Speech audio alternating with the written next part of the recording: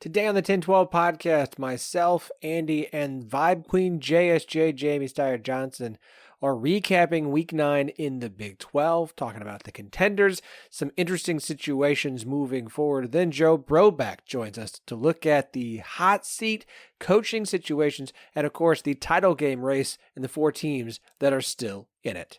Now, two pigeons bemoaning the fact you can stream DirecTV satellite-free. These humans can stream all the top-rated national news channels on DirecTV, and now with no satellite dish. This just in. Weather, sports, election coverage. DirecTV has it all, but something is missing. The satellite dish. What are you doing? I'm reporting the news. Back to you, Bob. Here's some news. You're a buffoon. Stream the top-rated national news channels. No satellite dish. Visit DirecTV.com. Internet required. Top-rated news based on 2023 Nielsen ratings. This episode is brought to you by Allstate. Some people just know they could save hundreds on car insurance by checking Allstate first. Like, you know, to check you have the tickets in your wallet first before you drive 2 hours to the big game. Seriously, you had one job. Now the closest you'll get to the 50-yard line is parking lot D. Yeah, checking first is smart. So check Allstate first for a quote that could save you hundreds. You're in good hands with Allstate. Savings vary. Terms apply. Allstate Fire and Casualty Insurance Company and Affiliates. Northbrook, Illinois.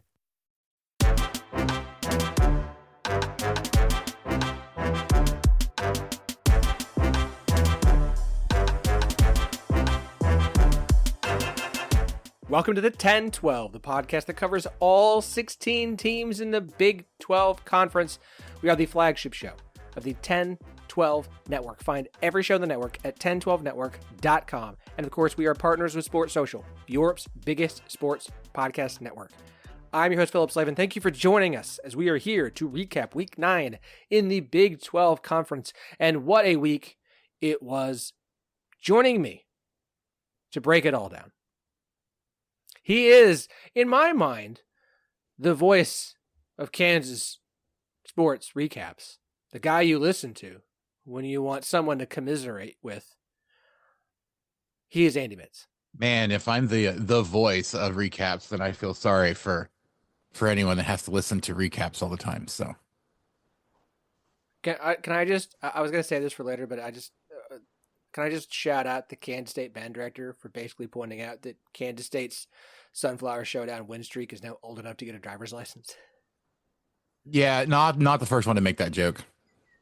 There's several people that were ready with that one, like right away. So I'm sorry, Andy. It's a great joke. It's a great joke, Andy. Yeah. And I think soon to be. Nah, we'll save all that for a little bit. She is the voice of Drake volleyball and soccer and Iowa State women's hoops, and co-host of the new Her Hoops Stats podcast. Again, not new anymore, but it's still in its very early. Let's call it. It does not have stages. a driver's license. It does not. It can't even like go to. It still needs to be wiped on the toilet. I was gonna say it still needs a booster seat, but that works too, I guess. Yeah, it still has to tell you when it's going to the bathroom. Thank you. And hollers from the restroom to help. Exactly. I have 3 kids 5 and under for everyone who's new to the show and doesn't understand where my like weird child references are. She is the vibe queen of the 1012 podcast, Jamie Steyer-Johnson, or as we call her around here, JSJ. I'm back. It's been a couple weeks. Gosh, yeah. It feels like it's been years, due to the things that you listed, but done with Drake women's soccer for the season. Finished today, Sunday. Finished second in the conference. Men's soccer on their way to potentially doing the same. Been very fun, but I'm ready for basketball. But we're not there yet. I have watched some football. I've watched a whole lot of Iowa State wins since I was last here, but not this week. So, we'll put that on the back burner because of the bye week, but they've been happening. I'm still watching. We will make time for hoops soon. soon. But yeah, I mean, we have to So, next the week season just because gets that's extended. going to be leading into the season. I'm going to have like been to an exhibition game. At that point, you don't have a choice, but I can So- hold it for this week. So I think we can do maybe next week we do our recaps in the first half, and the second half we don't necessarily have a guest. Our guest is just JSJ stays for a second half hour to talk. I'll check my calendar. No, I Appreciate you know. that. I mean, WNBA finals are over, so hopefully you won't be following the links for a few months. We've got some time there, and I don't have a concert Well, scheduled like I had the week before. So Fair enough. All right. Well, our good friend Joe Broback will be joining us for the second half hour for a variety of Big 12 related topics. Until then, let's just dive right in. BYU 37. Oh, wait, No, I was just gonna say it's a good thing we're probably moving away from scheduling the scheduling portion of the podcast. You mean because JHA is now immediately going to be sick next Sunday and it's going to sound like this and not be able to go on the that's podcast? Of course. messed up that you would speak that into existence. Dang. I Phillip hates his own show apparently because he's trying to find ways to not have probably the most popular person on the show stay on the show for next week. Way to go, Phillip. okay. I think Kelly Ford's typically our most popular. Okay, but, fine. JHJ is- Most popular permanent person on the show. So I'm just sitting here digging the grave Yep. deeper and deeper and deeper. That's what I like to do. BYU 37, UCF 24. Enough with the BYU isn't actually good. They're just lucky. Enough of it. The national narrative, the Vegas numbers, they had UCF favored. It was like, there's a few national shows. Give them credit. Cover 2, SCD were like, it's a bit weird. But BYU goes in to Orlando in what felt like it could be a trap game and soundly beat UCF. Do not let the final score make you believe that the game was actually that close. It was not. BYU took care of things handily, okay? And I want BYU to get the credit they deserve for going into a game as a dog and coming out a winner and being one of the few teams left in the country who is not only undefeated, but one of only 2 teams in the country with multiple wins over currently ranked teams. It's Oregon and BYU. That's it. They're the only ones with multiple wins over ranked teams right now as we record this. AP Top 25. Enough. I get what the stats say. I get what the metrics say. I get what the numbers say. I get what the recruiting is. I do not care. Enough. Absolutely enough. I'm done with it. BYU is good. You know what this is? You know what it is? You know my problem with BYU, what I figured out today? BYU football is the scene in Remember the Titans where they tell Coach Boone that if he loses a single game, he'll be fired. Everyone is waiting for BYU to lose so that they can say, see, we told you. Not good. Not good. We told you. See? There's the proof. And don't get me wrong, the rest of the schedule for them, they're off this coming week. The rest of the schedule for them is not like, oh man, this is what we would call tough. Utah, which looks awful. Kansas is on that schedule. It's not, sorry, Andy. It's not a schedule you look at and go like, oh yeah. We told you, they're not any good. I don't want to hear any of it. I don't want to hear any of it. Okay? BYU is good. And I will Sharpie in right now BYU to Arlington. I'm done with this. They are legit. The defense is good. Luck is on their side. That doesn't mean that the team is lucky to be here. It means that this team does what it needs to do and takes advantages of opportunities that others don't. They keep getting better and healthier. I'm done with it. BYU. Yeah, luck awesome. luck requires you to take advantage of the opportunities that you're given. So it's not like they just are, everything's handed them on a silver platter and they didn't have to do any work for it, right? They've actually had to take advantage of every single, fortunate opportunity that they've had, and they've done it really well. I mean, look, I'm gonna be honest. BYU, like, you talk about how they don't have that tough of a schedule. Like, if you're looking for a trendy quote unquote upset pick, like, Kansas has the talent to be able to do it. It's in Provo though, so like I don't think that's going to happen. You look at what BYU has the rest of the year, and yeah, there's not a team on there that you look and say, hey, they should lose that game or they have a really good chance of losing that game. But we all know that good teams will have off days, and they had one against Oklahoma State and almost lost, and were able to pull that one out.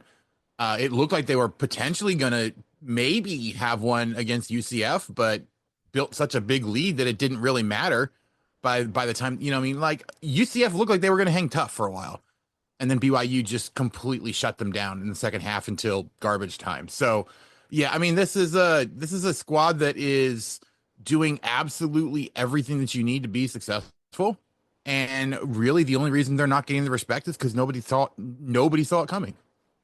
I mean, the funny thing is, like, at the end of the day, a win's a win. And so you have some maybe slightly uglier wins, like you said, Andy, maybe some struggles against Oklahoma State. But if you want to talk about level of competition, it's pretty convincing to have one of, if not the biggest point differential on the season for them being over Kansas State. Like, that's a pretty stark number there to have a 38-9 win over a solid Kansas State team.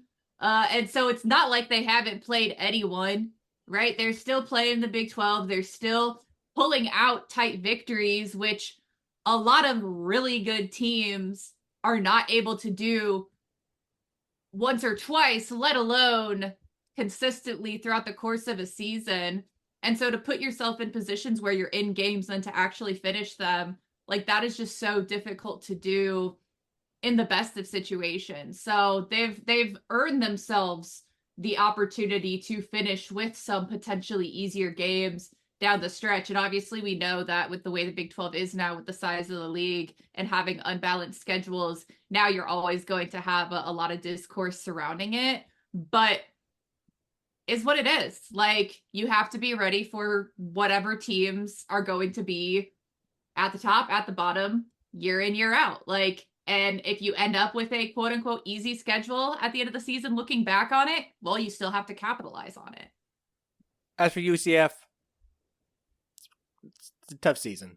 They just keep going through quarterbacks. Maybe Dylan Rizek is going to be the guy moving forward. I don't know.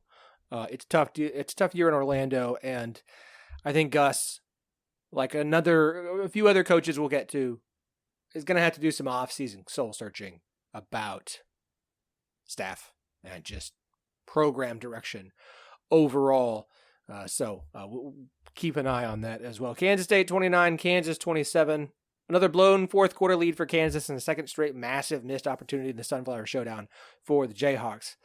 Kansas is now 0-5 in one-possession games, losing by an average of 3.8 points, and holding leads in the fourth quarter of 4 of the losses, which is just absolutely brutal. Shout out Derek Johnson of Locked On Jayhawks for this one. Here are the ESPN win probability high points for Kansas football in their last 6 losses. Illinois was 80.1%, UNLV was 90.7%, West Virginia was 91%, TCU was 76.2%, Arizona State was 74%, and Kansas State was 76.4%. That is just, that is the epitome and definition of brutal. I want to keep pointing out, like, if you're anti-Leipold at this point, you're an idiot. This is not Kansas has regressed back to pre-Leipold era. They just can't finish games. This is called, you made an OC hire that probably was a bad OC hire, and it has, you've had some issues. Well, and it's funny because it's because brutal. This game wasn't even like, you don't even put that on the OC. Like, this was one where you had a special teams player who, fielded a kickoff at the 1 and then stepped out of bounds. That led immediately to a safety, which was the final margin of the game. You had, you had a wide open wide receiver in the end zone who dropped a pass that was like right there. So again, that's something that should have been caught. They should have been able to get that. You also then had, Jalen Daniels trying to make a couple plays at the end and fumbling the ball. In some, like, that's not because the offense called a bad game. Like, that's not because of any of that. It's just execution stuff. And so unfortunately those kind of things happen. This was a game, like, you could be excused for looking at this game after the fact and saying, well, wait a minute, Kansas played like the better team, but they had the most crucial mistakes that really, tanked any opportunity they had to actually win this game. And that's the story. That's been the story in every single one of their losses this year, is that they looked like the better team for good portions of every single game that they've played so far this year. but they've just had way too many huge errors that have had lasting implications in terms of the final score. When I say a bad OC hire, at this point, I don't just mean play calling on the field. Like, the issues that continue to persist. The only thing to point to say mistakes just keep happening is the only change in the coaching staff was the OC, which is more than just play calling during the game and game prep. Like, it infiltrates itself around the rest of the offense. And so I don't know how you keep Grimes. That's an off-season conversation. Kansas State just keeps finding ways to win. It was a scary one for him. Like, it really did feel like, hey, maybe this is the year. Maybe this is the year. But we thought the same thing last year. At some point, the streak will end, and it's not right now. I for Kansas State, it just kind of feels like we're going to get ourselves set up for a massive showdown at the end of the season. Again, a lot of football still to be played. But like BYU against Oklahoma State, like Iowa State against UCF, you're going to have games where you've got to find a way to eke by, and Kansas State this year has been really good at it. On the road at Tulane, on the road at Colorado, this week against Kansas, like Kansas State just keeps finding ways when they're in a close game to come out victorious. When they need to get a win, when they need points, they get them. And so look, it's a well-coached team. It's a team that just keeps finding ways and continues to march toward what feels like a massive game in the final week of the season and Farmageddon. Again, we'll talk about the situation with the remaining contenders coming up towards the end of the show, which is also why we keep starting off by talking about the contender games. Speaking of contenders, Colorado 34, Cincinnati 23. I don't know how many ways to just keep saying like Colorado is a good, competent football team, which is just like they are. Dion talks a lot less, and the team has been better for it. Like honestly, they're just a good football team, and Cincinnati is fine. I thought this game would be a little bit closer than it was, but Colorado kind of handled Cincinnati pretty well. I come away from this game, and I didn't watch but a little bit in the beginning, because then I went to bed. Because every podcast is someone's first. I have 3 kids, 5 and under. I don't stay up late anymore. I just don't. I'm sorry. Colorado's a good team at this point. Like they are a good team. They are ranked in the AP top 25. And you can say, well, there's not that many good teams and you don't know who to rank. And that's fine. We can have these arguments all day. There's no great teams this year. There's a lot of good teams this year. There's a lot of a very, very big middle. But Colorado is a solid and competent football team. Cincinnati is a solid team. Colorado was just superior in Boulder on Saturday.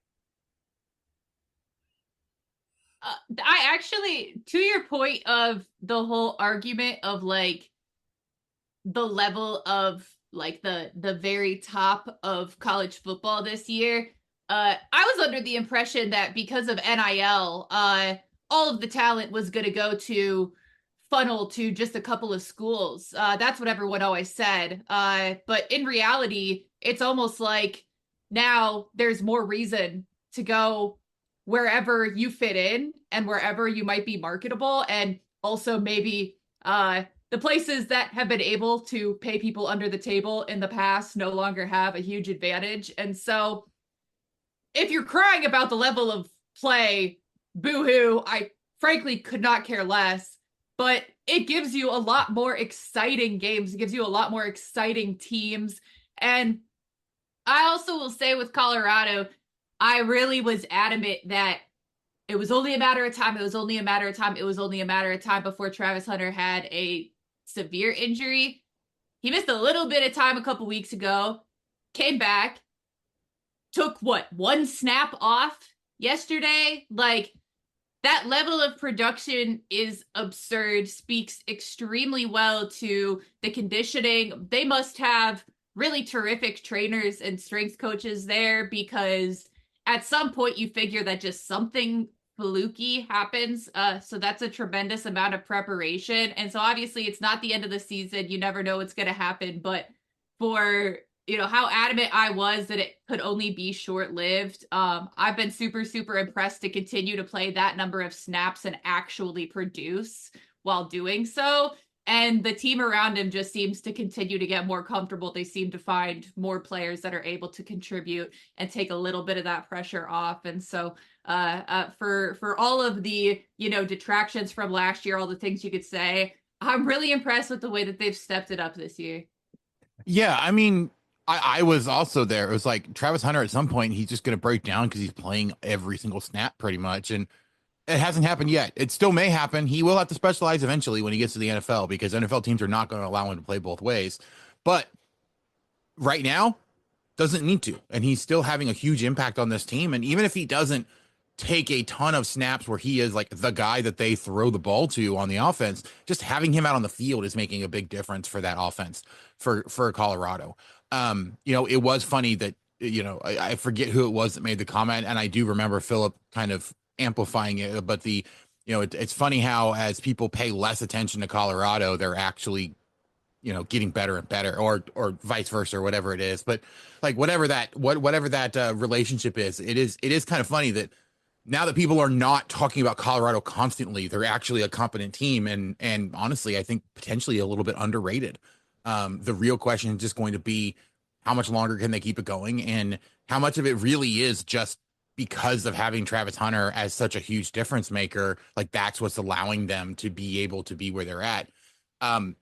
We haven't had to find out yet. I'm kind of hoping we don't have to find out because it is a great storyline to have inside of college football and it's great for the conference. So, but kind of to your point, Jamie, about, everyone talking about NIL, concentrating all of the power and all of the talent. Like I can't believe people didn't, see the Iowa State and Indiana's and Boise States of the world throwing out huge amounts of money, for like concentrating all that talent there. So, those are the perfect examples, right? Of how just the haves are getting even more exactly deep pockets there. Yeah. Right. Historically good Indiana and Iowa State, constant just powerhouses throughout all of college football history. On Travis Hunter, 9 catches, 153 yards, and 2 touchdowns on offense, 2 tackles and 4 pass breakups on defense.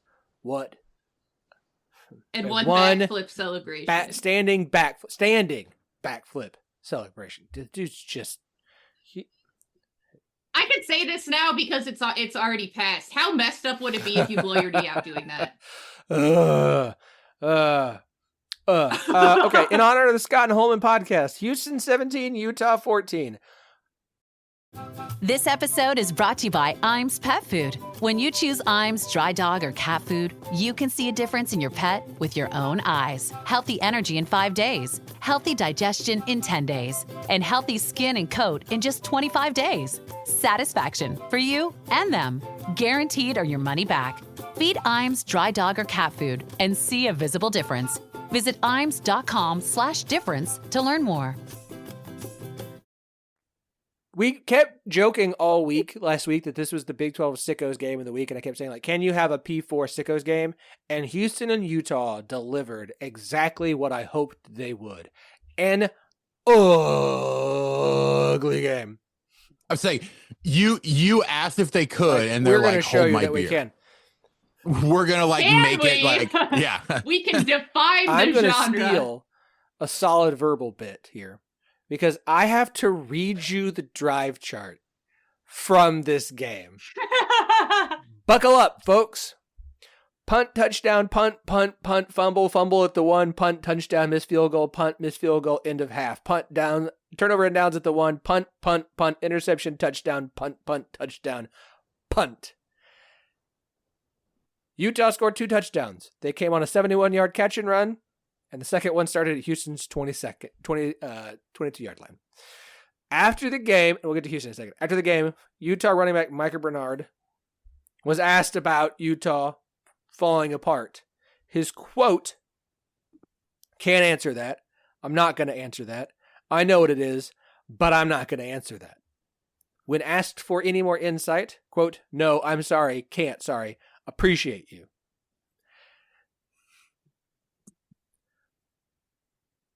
That sounded so appreciative.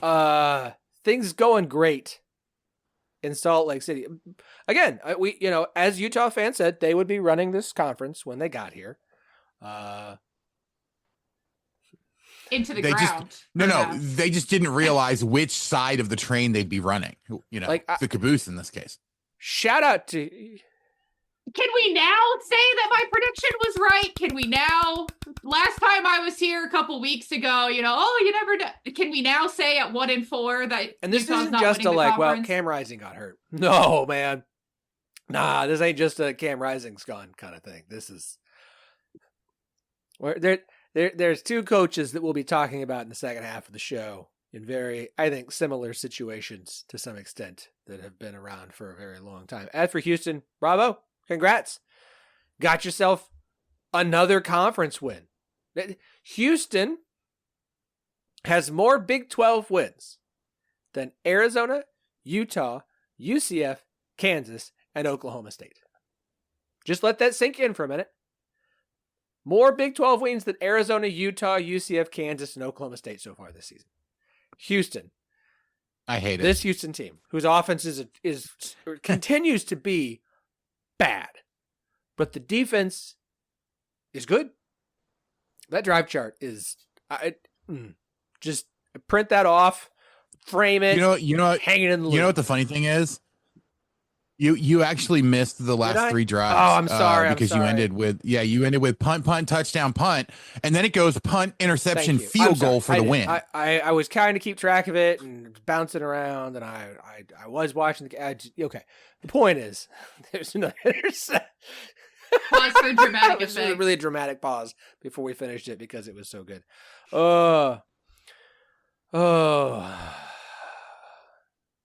My gosh. Yeah, no, I mean, this is, look, we've talked about some difficulties with coming over to the new conference, right? And potentially, like, we saw that with Houston. We saw that with Cincinnati last year. Like, we saw that with teams last year.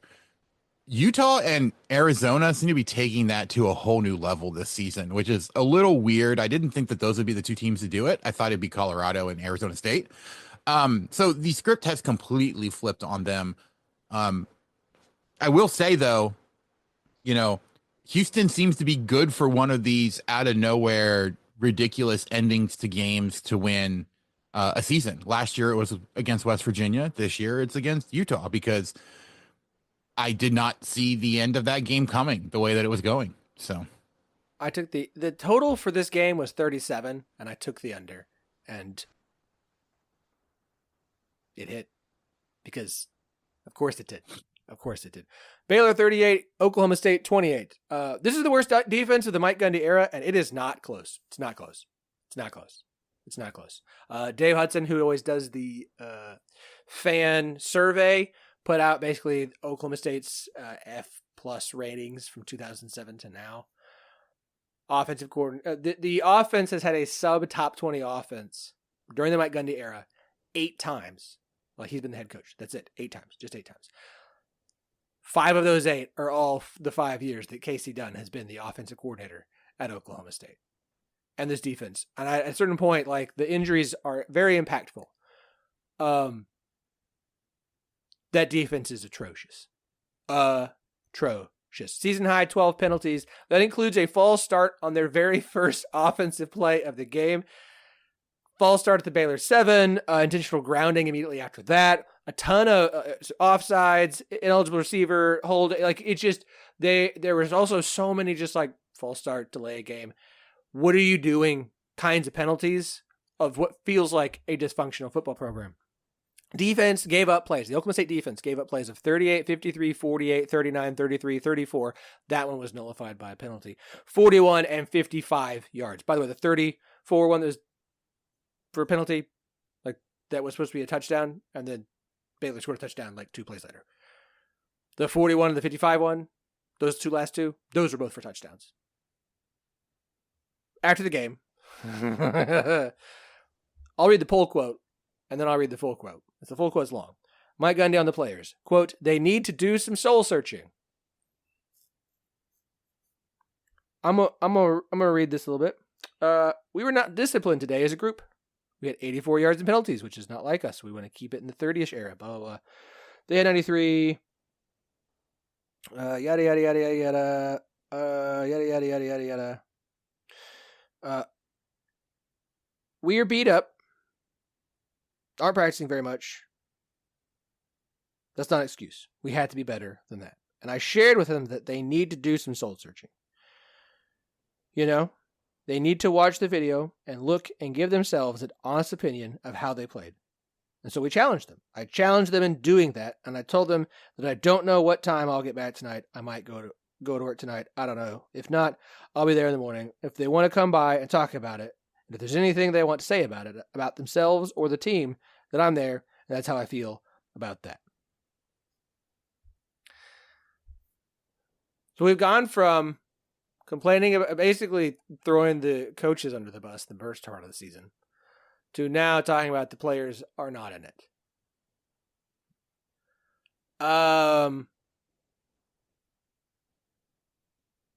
Yeah. So wait, so we've gone from the adults who are supposed to lead the direction for the team to not being in it and not doing their job to now the players that are actually supposed to be performing that vision not doing their job. So is anybody doing their job in Oklahoma State? Because it doesn't sound like it, especially the head coach. To not do their job, but yeah. As for Baylor, or Jamie, do you have any thoughts? Must be. Do you have like a? I need to give JHJ a vibe meter so you can say like the vibes are good, the vibes are bad. That's, yeah. I mean, it'd be off the screen below. That'd be for the video episode. It'd be so low that you probably break the vibe. Right next to me, I do have like my weekly calendar that on the back is just a dry erase board that I use for my other podcast, and so I could certainly whip something up. We're gonna make a. You can just list out every single team and just put an indicator of what the vibes are like for that team. That's a lot of work. I'll make a meter and I can point. As for Baylor, Dave Aranda's about to save his job.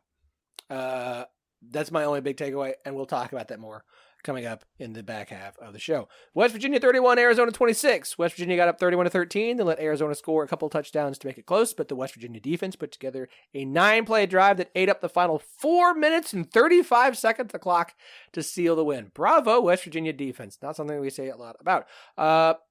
No Garrett Green. West Virginia still went on the road and won because Arizona's bad. Arizona's a bad team. Folks, Arizona's not a good football team. They're not. Nico Marchiol, if I got that in pronunciation wrong, I'm sorry. I know there are West Virginia fans that listen to the show. Just 1012 Network, DM me, tell me I'm an idiot, and give me a correct pronunciation. I'm sorry. I don't know if it's just that Arizona's that bad, or if he looks like the future and maybe the president of West Virginia football. 18 for 22 for 198 yards and 2 touchdowns, another 11 carries for 39 yards on the ground. He had a very nice day. And West Virginia, Neil Brown, another guy who might be about to save his job. Yeah, I mean, my biggest takeaway from this game was the fake field goal that West Virginia ran to absolute perfection.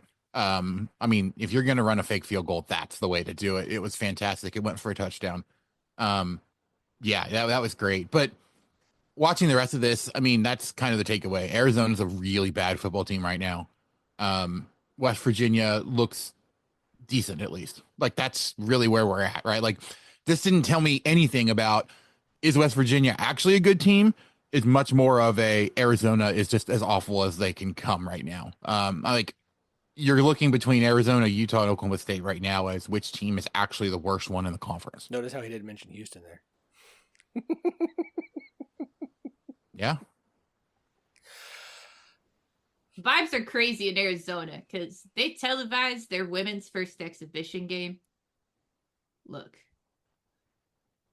I know exhibition games are what they are. They got a little bit of work to do there. It's a good thing that their men should be pretty good. And also, Arizona historically has been a team that comes on later in the season on the women's side, but They were in a back and forth battle for a good chunk of the game against West Texas A&M, and that's not a team name that I just made up. That's the team they were playing. Beautiful. What it really is I it's had to interject like a little that. bit of that. it's like the West Fifth of the Texas A&M It's campus. it's all West Texas. It's all West Texas. TCU 35, Texas Tech 34. TCU won a game where they lost the turnover battle 3-1, and Blue leads. Wait, that means I have a video. Continue. I'm gonna be occupied for a while. Texas Tech blew a massive lead. Fans are not happy. Some writer made some crack about the Pink Rangers, which is an insult to Amy Jo Johnson. Don't you dare go after the Pink Ranger, the crush of many a, at this point, 40-year-old male. Don't throw that look at me, Andy. So what happened in this game? Where did things turn? We're going to get a negative review for this one. Texas Tech kicker fakes a field goal and scores a touchdown. Absolutely incredible. Then decides to pull up his jersey and show a t-shirt that he has handwritten Trump MAGA 2024 on. Next time he's out there, he misses a field goal and a 1-point loss.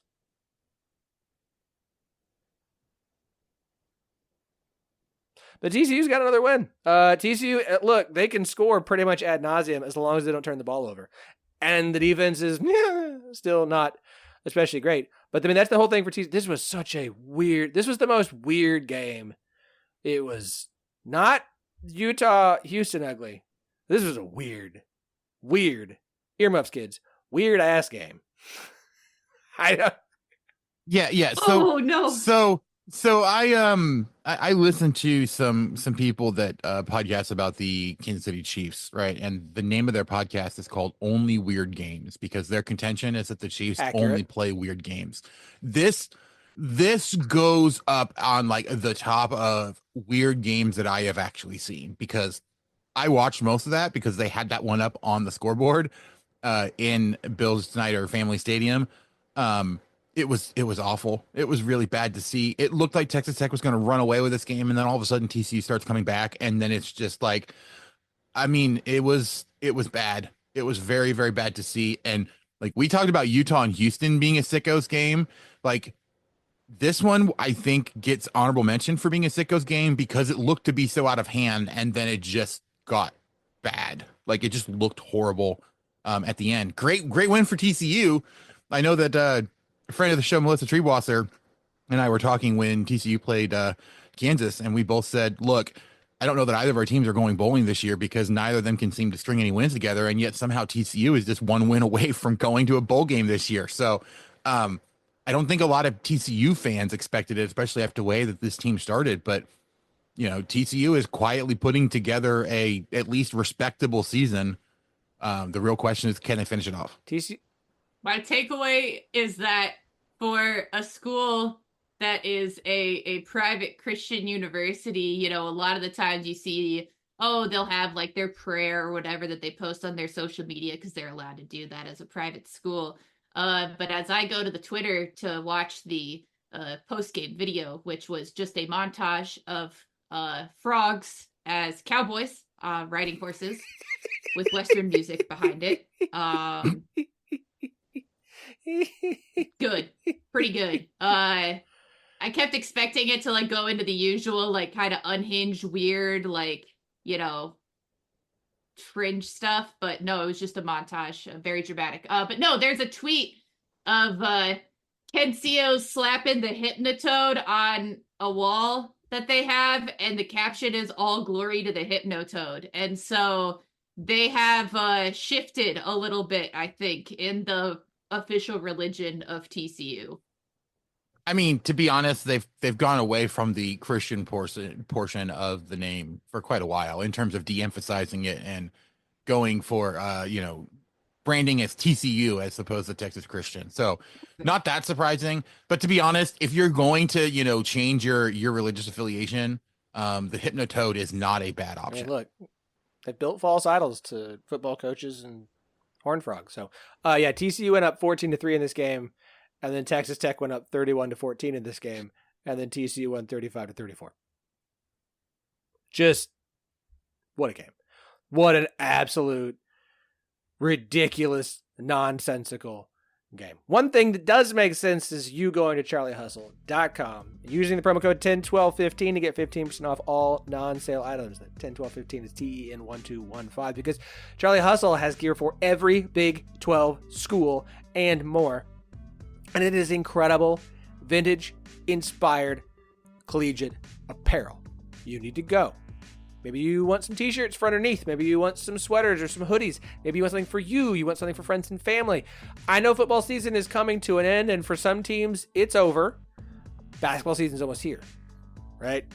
Like, this is Big 12, the best basketball conference. Not almost. It is here. Yes, fine. We've got the season's here when the games start, and I don't mean the exhibitions, whether they're for charity or not, which is an awesome thing that you're seeing more and more teams do. It's super cool. Don't tell that to Arkansas fans, because man, they really got into that exhibition. Yeah, it's basketball, and they've got Calipari. This is not an SEC podcast. This is a Big 12 podcast. Okay? I know. They can get their own Charlie Hustle knockoff. So charliehustle.com, promo code 101215, 15% off all non-sale items. Charlie Hustle, vintage made fresh. You know when you reach that age where everyone and their mother won't shut up about their credit scores, yet it seems like no one really understands what's so special about those 3 random numbers? That's because credit scores are meaningless, unless you have Credit Karma to show you how to use them. We use those 3 random numbers, plus your financial profile, to help you find your next opportunity. Like a more rewarding credit card, a game plan that helps you pay down debt faster, or a personal loan to help you save more on interest payments each month. Cha-ching! Download Intuit Credit Karma today to get started. All right, Jamie, as always, it's a pleasure. Thank you so much. We will talk to you next week, and we will talk hoops next week. I promise we will, on my 3 sweet, beautiful daughters, we will talk hoops next week with you. Yeah, I mean, you don't have to worry about it, because, yeah, next week, you're not going to be able to prevent that. I mean, much like I will hold court. Much like Thanos, JSJ talking basketball on the 10-12 pod next week is inevitable. That's good. Exactly. Absolutely. I'll rest my voice for it. I'll see y'all then. And as Jamie exits, our good friend Joe Broback joins us here on the show. Joe, welcome back to the 10-12, bud. Thanks. Been a minute. Feels like it's been a long time. We've had longer gaps than this one, I think. You know what? That is true. I think the season's just flying by, so I feel like it's longer than it actually is. And you're one of my go-to, like, hey, I need someone to hop on, and then I find someone else. You're almost, if I told people on the show every week how many times Joe Broback almost came on the show, it would be like the Jimmy Kimmel Matt Damon bit where they're just like, Matt Damon, who's backstage, we ran out of time. That would be Joe Broback is our Matt Damon, except that we don't.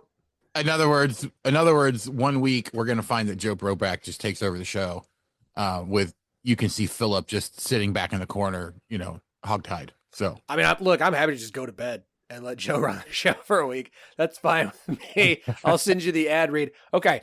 We've got a few things to get to. I want to start with the title game race in the Big 12. Look, I get it.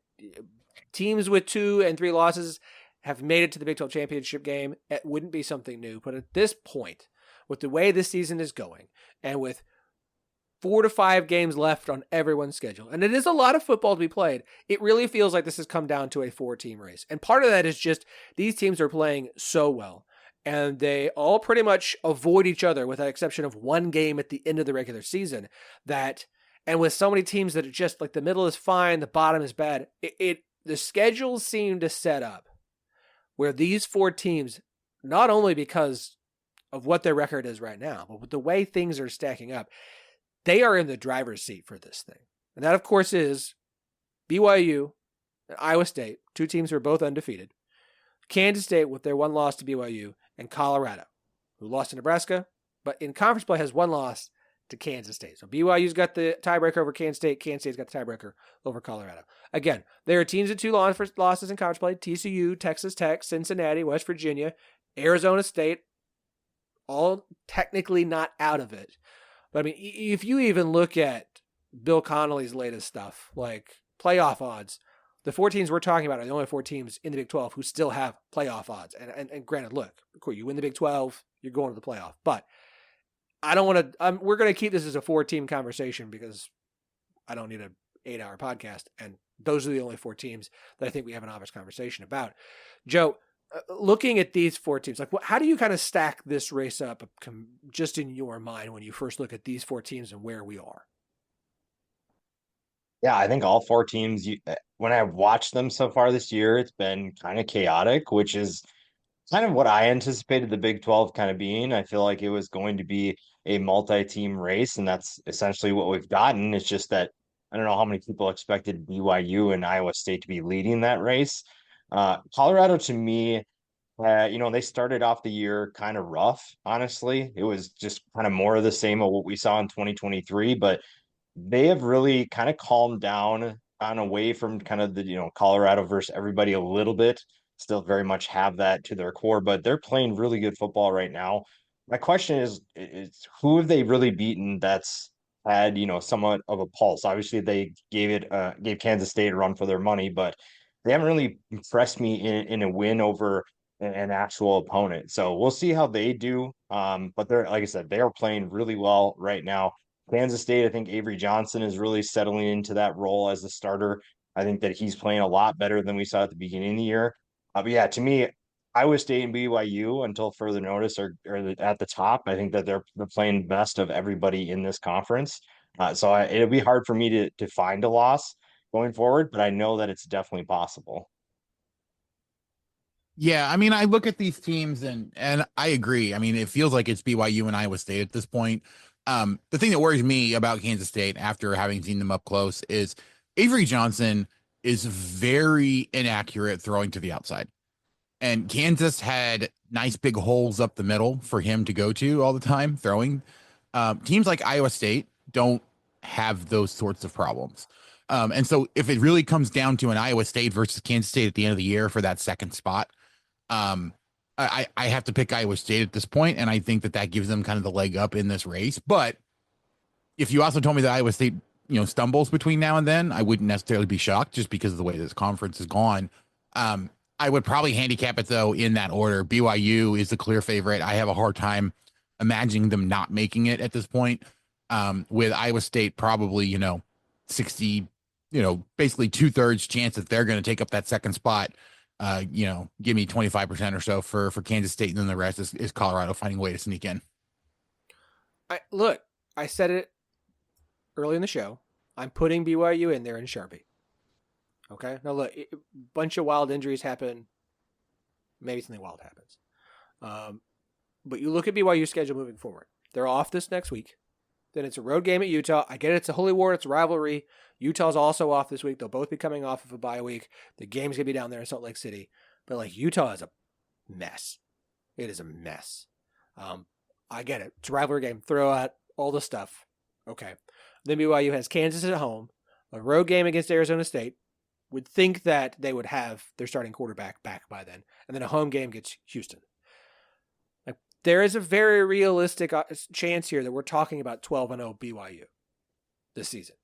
Look, can they stumble? Yes. Could Kansas have a great offensive day? Could Cam Scatabo go off against the BYU rushing defense that's fine? Sure. Very possible. But we have to have a realistic conversation about 12-0 BYU. And because they don't play Iowa State, they don't play Colorado, and they have the tiebreaker over Kansas State, you don't want to lose a game, and we could get in some weird tiebreaker scenarios, but it feels like BYU's got a wiggle room to afford a loss and still probably end up in Arlington, which is why I'm just going to go ahead and put them in Sharpie, because I don't see 2 losses. Barring something wild happening, like some major injuries, knock on wood, I don't see 2 losses, and I think they can afford one down this last 5-week, 4-game stretch. And are going to be in Arlington. Again, we talk about the luck stuff. There are teams of destiny. Teams that just, things are going to bounce their way, and they're going to play well enough, and their defense is going to be good in this case, and Retzlaff plays well enough, and they're getting healthier as the season continues to progress. It's BYU is number 1 for me, and from there, things have to bounce Colorado's way. a lot because they don't own the tiebreaker with Kansas State. They don't play BYU. They don't play Iowa State. So they don't have opportunities to give themselves any sort of tiebreaker scenario advantages. They would have to hope for absolute like 4-way tie chaos that they found a way to come out of. And don't ask me what the possibility of that is. I am not going to go look through and be like, well, it would be this, and if you did this, and like, we're just not going to do that. So like, it's BYU 1, and then it comes down to who wins Farmageddon. Like, to me, that is it. It is BYU versus who wins Farmageddon the last week of the regular season, and that's your Big 12 title game. Yeah, I think that's fair. Okay. Very cool. All right, podcast over. Awesome. All right, y'all. Thanks a lot. Okay, got that out of the way. And if anybody has thoughts on if you got thoughts on the tiebreaker or you don't agree with that, 1012 Network on Twitter, 1012 Pod on Instagram and Threads, 1012podcast@gmail.com is the email. Like, y'all, let us know. I'm happy to chat. I'm happy to talk. We're in the Wide Right 9 to Light Discord. We've got a 1012 Network little channel in there. Come hit us up. I will talk through it with you. I will be, as long as you're going to actually like have a conversation, not just be like, well, I think that Kansas State, like if you can give me something to actually have a conversation about, I'm happy to. If you're just going to be rude or ugly or just tell me like, I can't talk to vibes except for Jamie. We can always talk to Jamie. Okay. I want to talk about coaching situation in the Big 12 because I think we have a very interesting situation as far as hot seat scenario stuff here. And number one are the two names coming into the season that you kind of had the biggest question marks. Number one, of course, is Dave Aranda at Baylor. And then, of course, Neil Brown at West Virginia. And at this point, both teams have an opportunity to get to a bowl game. They're both 4-4 with 4 games left to go. If they reach 6-6, if they reach 6 wins, Dave Aranda and Neil Brown are back at their jobs next year to me. I think they are. Much to the chagrin of West Virginia fans. But here's the thing you got to think about when it comes to this. It's not just about, well, they only made 6 games, won 6 games, and that's just, for Aranda, that would be good to get to the bowl game. For Neil Brown to come off last year and only win 6 games is a massive disappointment, right? There's something you got to think about here, though. The House settlement and the very, very strong belief around college football that players not only are going to be paid by schools, but that it could come as early as next year. That is putting a lot of financial decisions into question. And it's going to lead to a lot of schools holding off on paying massive buyouts because you're going to have to make sure that you have the war chest to pay players. For Baylor, we don't know Dave Aranda's buyout. It's believed to be north of $16 million. There are better ways to spend that money than buying off Dave Aranda, who, look, Sawyer Robertson, I think, still has time left. Like, it does feel like they're kind of figuring some things out, and he has been slow to adapt to certain stuff, and he has admitted as such. I think they want to keep Dave Aranda. Pays to be a nice guy. And so if they reach a bowl game, they're not going to pay the buyout. They're going to keep him around. For West Virginia, Neil Brown is owed 75% of his remaining budget, no matter when you fire him. Doesn't matter when you fire him, he's getting 75% of what he's owed. He's already made most of his money for this season because he gets paid throughout the calendar year. So if you fire him January 1, I believe the number, if I looked at it correctly, is like $9.5 million. You could just pay $9.5 million to fire Neil Brown on January 1st, or you could use that money to potentially have to pay players next year. I think there are so many things up in the air that Dave Aranda and Neil Brown reaching bowl games this year is going to save them their jobs. Thoughts?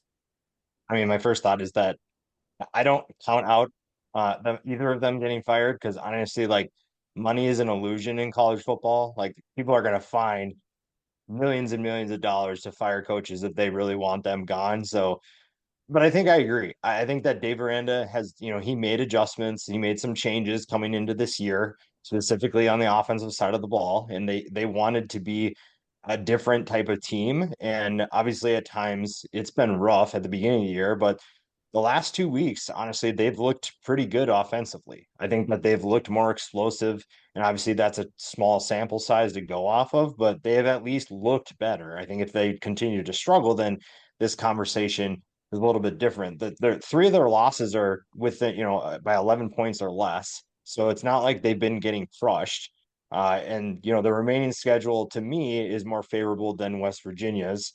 They obviously do play West Virginia, but Baylor to me has looked a little bit better.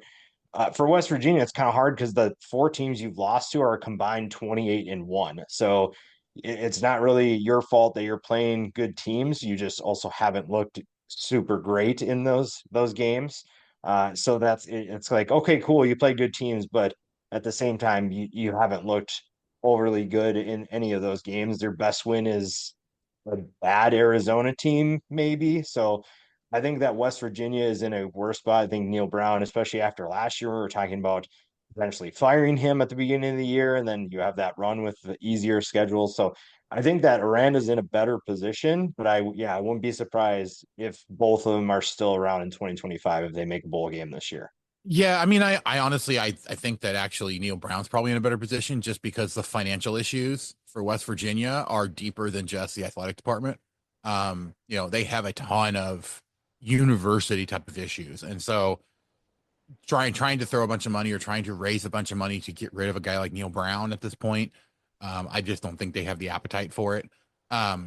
So yeah, if he gets 6 wins, it feels like a no-brainer to me of, oh, well, he's doing good enough that we can hold off on getting rid of him and hiring someone new.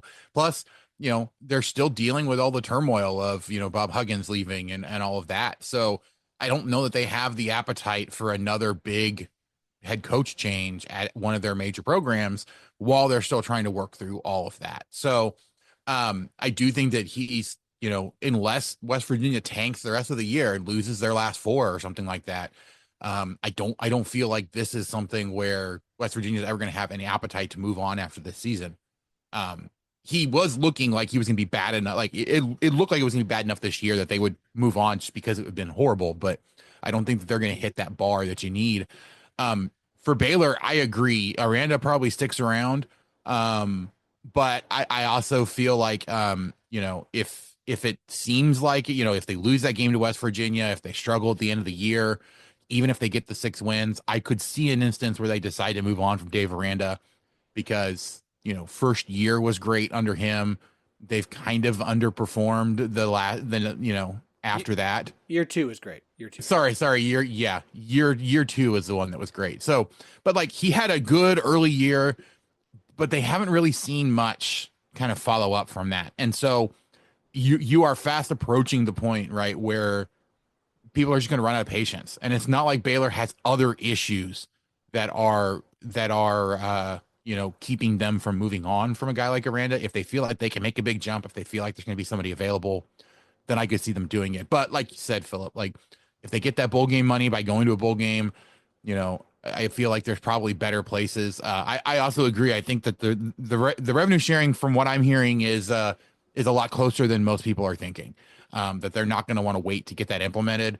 They're just want to get it taken care of so that they can figure out what the new process is. And I'm going to be honest, I think it's going to be a much bigger deal than a lot of people are thinking in the media. It's going to cause change and good change. Yeah, I've talked with a few.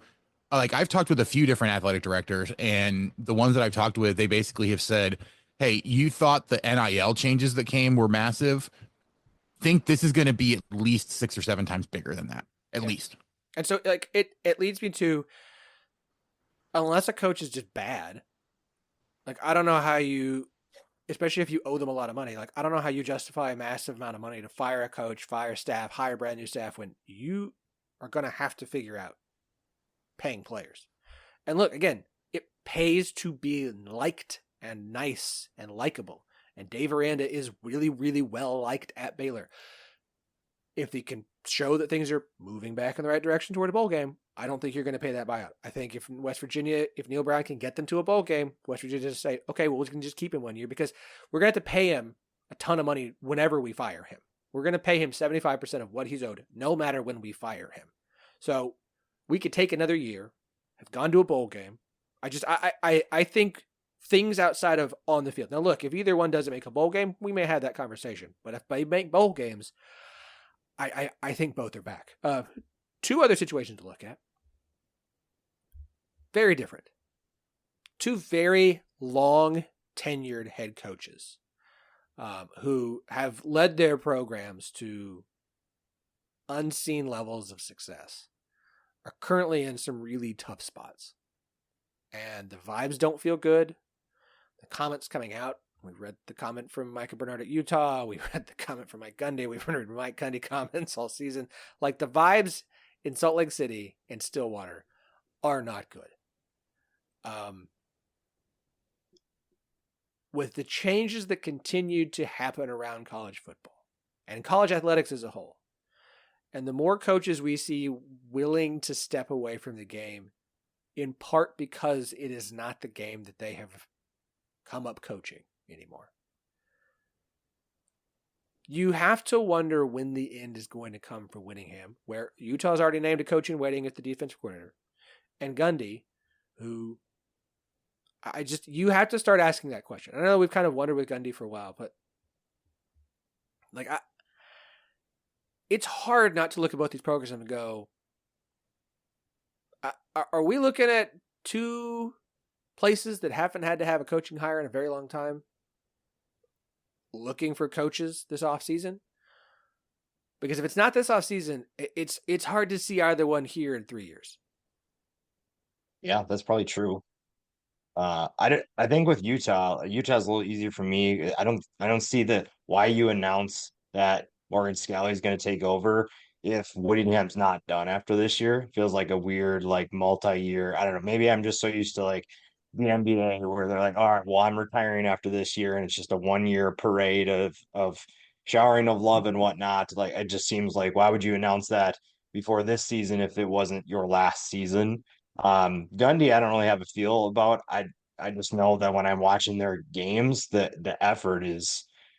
I don't ever like saying that kids are quitting or not trying hard, but it's not looking good. Like, it looks really bad. At least Utah's main deficiency is that their quarterback nearly dies every single week, and their backup is just not a good player. So that's one thing. I think that they are still very much playing hard, but I think on the other for Oklahoma State is just that the effort just doesn't look good. Some of these plays that you watch, and these guys, the other team's breaking tackles and making plays that look ridiculous. It's just, I don't know. I don't know what's going on. I'm obviously not in the locker room. I don't know what is actually going on at either program, but it's not looking good. Gundy, I don't know what he's going to do. It feels like he is more of the wild card, but Whittingham, to me, I'd be surprised if we see him next year. Yeah, I mean, Gundy, it's not like this is the first time, right, that we've had something happen with Gundy recently. You had the whole OAN thing a few years ago. Like, you've had several kind of PR missteps from him, and then now to have this kind of look, if it stays this way, they're not going to fire him, but he might be encouraged to retire. And I guess the real question is, kind of similar to Phillip, I'm sure that you remember the conversation that we had a few years ago where it was like, who's going to be the guy that moves on first, Gary Patterson or Mike Gundy? And I think we all agreed kind of where it was at. And Patterson obviously moved on first. He was encouraged to retire after that particular season that they had.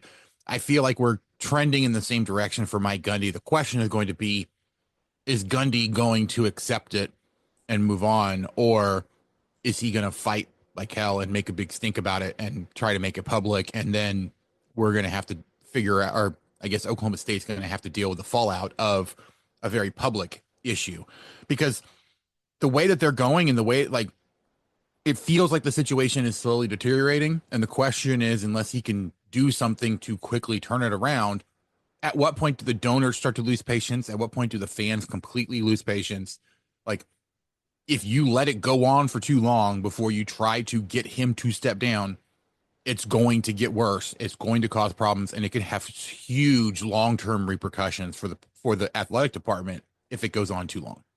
With Whittingham, the gist is he wanted to go out on in a good spot and leave the program in a good place. The season has gone so poorly at this point. Like, maybe he feels like he needs to come back for one more year to kind of get it set up better for his successor. Maybe he just goes ahead and sticks with I'm out. With Gundy, I don't see them pushing him out this year. It would take back-to-back bad seasons. But I am really curious what happens this offseason when the conversations happen with him about coaching staff changes, because changes have to be made. His defense is awful. They don't feel like the effort's there. They cannot tackle. And as we mentioned earlier, like there have been 8 years during Gundy's tenure that they haven't had a top 20 offense, and 5 of those 8 have come the 5 years that Casey Dunn has been the offensive coordinator. The offensive line has been bad again. Like I don't know how you just go, no, we're bringing everybody back. I don't know how you let him say, no, we're going to bring everybody back. So it's just two situations to really keep an eye on and see what you can see. Now with OSU, they don't let anything leak. So good luck with any of us finding out anything. The only other situation. Well, I will say OSU doesn't let anything leak because Gundy won't let anything leak. Well, If you do find a point where Gundy is kind of on the outs, I feel like that's when you're finally going to start hearing stuff leak, but it won't be like huge. Not unless he leaks it, because I'll say this for the AD, they keep stuff on lockdown. They That's fair. Keep stuff on lockdown. The only other one I think is we can talk about, because I don't see any other situation where we're going to have a coach fired. There may be some conversations if things don't go great at UCF this season, but I can't imagine they would fire Gus. I feel like that would be more of a let's have a chat. The only other one I think we should talk about is Colorado. Now, this has way more to do with Deion has never felt long for Colorado. His son will be done at the end of this year. Travis Hunter will be done at the end of this year. Is Colorado looking for another head coach because Deion follows Shedeur to the NFL? Because he tries to take a good season and parlay it into a bigger job? Or look, whether he's here for 2 years in Colorado, in Boulder, for 2 years, 3 years, 4 years, like it's never felt like a long-term relationship. Is this I'm not surprised when he leaves, or do we think he actually would be back next year despite his son being off in the NFL? I don't know. You hear so many things about, like, his personality is just so big that it wouldn't surprise me to see him go to the NFL. I've never really felt that this was a long-term thing. It feels like his relationship with his kids and everything that we hear coming out of Colorado is just that he's just getting his kids to the next level, and then that's it. I don't really know. Shedeur has stayed largely healthy despite being one of the most hit quarterbacks in all of college football, because his offensive line has been so subpar, and obviously it's better this year. But they haven't had to deal with who's going to be our backup, which is a long-term question. Who is going to replace Shedeur? I don't think we've ever really talked about that, and not that anyone's asking Deion, hey, who's the next guy up? Because he'll probably just get that out of the transfer portal. But it's never really felt like a long-term situation. And it would just be really surprising to see him next year. And I think that's truly when we can start evaluating him as a college coach, and not because his son is the quarterback and he has this generational talent at cornerback and wide receiver. To be honest, I wouldn't be shocked if he left. It feels like it would be a good kind of parting ways, especially if something happens like, I don't know, Mike Norvell getting fired at Florida State. If Deion gets, he might get serious consideration at a place like Florida State where he played. That's the only thing, though, I can think of in terms of another college job that he might go to. Deion always has struck me as a guy he's in college coaching right now because it's fun. This is his hobby. Right. Like, if it gets tough, if it gets to the point where he is like slogging through seasons, he's not enjoying the recruiting, there's something like that going on where he just finds something about it, something he doesn't want to do, he just won't do it. And if it gets to the point where it's hurting his ability to be a head coach, he'll just stop being a head coach. And it won't bother him at all. It's not like he has to worry about, money-wise, about like, I need to be a head coach so I can support my family or anything like that. Like, he is doing this because he wants to do it, and because it was allowing him to stay involved and be close to his sons. And so, if he doesn't have a player at Colorado, I don't know that there's enough tying him to Colorado specifically to think that he's going to stick around for a long time. I think barring something like Florida State firing Norvell, I think he's probably here next year. But that's where we get to find out if he actually enjoys being a head coach or if he is a head coach because it allowed him, it was his access to be able to continue to do what he wanted to do, which was to be close to his kids. Well, if you listen to the quarterback episode preseason, Chase gave his conspiracy theory of that Deion Sanders will be the head coach of whatever NFL program decides to recruit or to draft Shador. We'll just maybe not head coach, but like quarterback coach. He ain't taking a quarterback coach. He ain't gonna do that. Deion. No. Okay.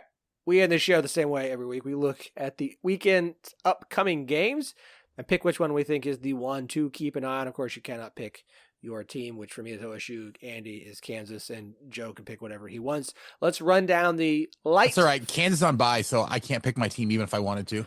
Light 5-game slate this weekend. A loaded afternoon, 2:30 on ESPN. Iowa State hosting Texas Tech. That on ESPN. 2:30 on Fox. Houston hosting Kansas State. 2:30 on FS1 is UCF hosting Arizona. These are, of course, all God's time, Central Time. 6 p.m. on FS1, Oklahoma State hosting Arizona State. That is homecoming. And at 7 o'clock on ESPN2, the Revivalry, which is the only name we're going to refer to it as, Baylor hosting TCU. Joe, what is the must-watch game in the Big 12 this coming week? I think a lot of people are probably going to talk about Iowa State, trying to keep that undefeated season alive. But the one I'm more interested in is the game you just talked about, TCU and Baylor. I think that both of them are playing better as of late, and both offenses, I think, have definitely explosive capabilities. So to me, that's the one that I'm really intrigued to watch. Yeah, that feels like the obvious one. But I'm actually going to go K-State Houston. Look, Houston having that win against Utah. Their defense has been I think a lot better than people thought it was going to be coming into the year. And we saw, Kansas State struggle at times with a Kansas defense that was a lot better. I think Houston's defense is probably pretty good as well. The question is going to be how after that emotional game, is there kind of a little bit of a letdown against a Houston team that can be dangerous? I don't think there will be. And honestly, this is probably the one of the few games that could throw a wrench into that Big 12 race. I don't think it will, but this is going to be one that I'm going to keep an eye on just because it is one earlier in the day. And also it's really, one of those two ranked matchups. It has title game implications, whereas something like TCU Baylor doesn't. Total in the Houston Kansas State is 46.5. Take the under, folks. It's an interesting one. Kansas State's on the road, but I don't think Houston's offense can do enough to beat Kansas State. Iowa State's it's fair. Home, I agree. off a week off, hosting a Texas Tech team that's kind of spiraling. Arizona UCF is just like a bad vibes game. TCU Baylor's fun. Obviously, I can't pick OSU Arizona State though. I'm intrigued by it, and not just because I'm an OSU fan. I don't want to watch it as an OSU fan. I want to see what Arizona State looks like coming off a final week. I'll roll with Iowa State, Texas Tech. Texas Tech has just, the last 2 weeks have been absolutely brutal for them. I did not bring up a Joey McGuire conversation, and I'm not going to unless I have more reason to do so. But the Tech fans are not happy right now, and justifiably so. You went since your week off to prepare for the rest of the schedule. You got blown out at home by Baylor and then had that TCU game that you just had. So it's not great in Lubbock. And now you got to go on the road to Iowa State, who's coming off of a week off and getting prepped and ready to go for a stretch run to try and stay undefeated for the rest of the year. It's that Iowa State Texas Tech game. There's a lot there, from both a Texas Tech standpoint and Iowa State continuing this march toward what should be one of the biggest Farmageddons of all time. So it's not a sexy slate, but we don't, again, there's no you take the weekend off. No, there should be some interesting football. We always have interesting football in the Big 12. That's just what we get. But it should be, it's one to at least keep an eye on. And again, another Saturday with no 11 a.m. Big 12 games, because after OU left the conference, we stopped having 11 a.m. games. I do find that absolutely hilarious. Yeah, that we have not had an 11 a.m. game. It's like we had like one 11 a.m. game the past I think 4 weeks. I'd say I think we've had 2 this entire season that weren't non-conference games. So yeah, it's great. It's incredible. And we don't have Big 12 after dark either. No Big 12 after dark. I do kind of miss them though, because I do enjoy having wall-to-wall Big 12 games throughout the weekend. But like I don't like the fact that Texas Tech, Iowa State, Kansas State, Houston, and Arizona UCF are all on at the exact same time. Yeah. Now, UCF Arizona should have been an 11 a.m. game. Yeah, it should have been. Well, yeah. No, it should have. Can you imagine though making Arizona come 3 time zones east? Like that would be kicking off if it was 11. It would be kicking off at 8 a.m. local time for them. You take the money, you take the losses. Yeah, that's fair. Folks. That's fair. If you're gonna waste Tedoroa McMillan like that, I don't care if you're going 3 time zones. Go overseas. I mean, granted, he just went off last week, but like, come on. I mean, I knew that Arizona wasn't gonna be great, but that's just been so disappointing. No, that is completely fair. I will say though, like it is a good indication of how I guess lackluster this particular slate is this week, given the fact that we all kind of had 3 reasons for picking the game that we picked. There's just not a game that jumps out as hey, this is a great game that you absolutely have to watch. There's a lot of, hey, this one could be interesting if things fall right, but I have to pick something. 2 blowouts and 3 absolute barn burners.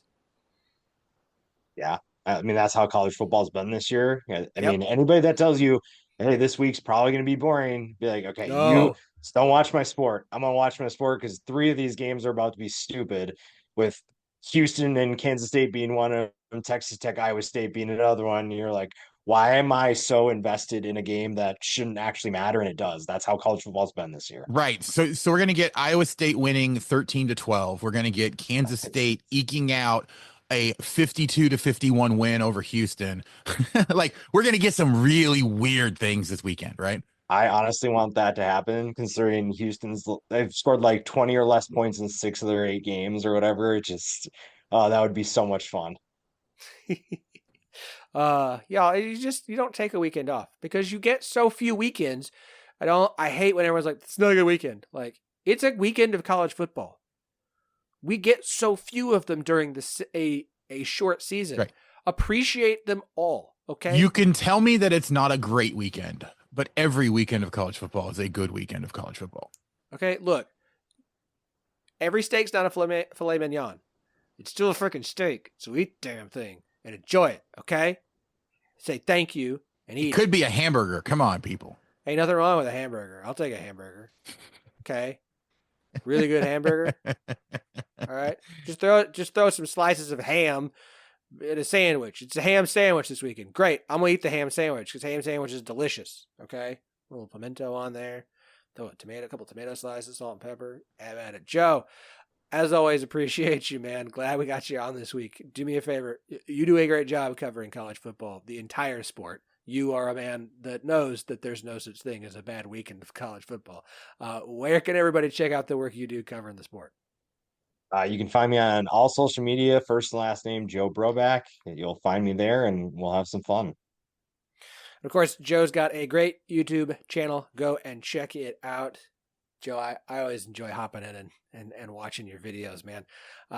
You can find Andy at AndyMitz12 on Twitter. Of course, Rock Chalk Podcast is the name of the show. You can find it everywhere podcasts are available. You can go to 1012network.com and find a link to it. You can find links to every show in the network at 1012network.com. We will be back on Thursday to make picks. That's all I'm going to say about it, because if I say anything else, it will all come crashing down, and it won't happen, and we won't have a guest. So I'm looking forward to talking to you all again then.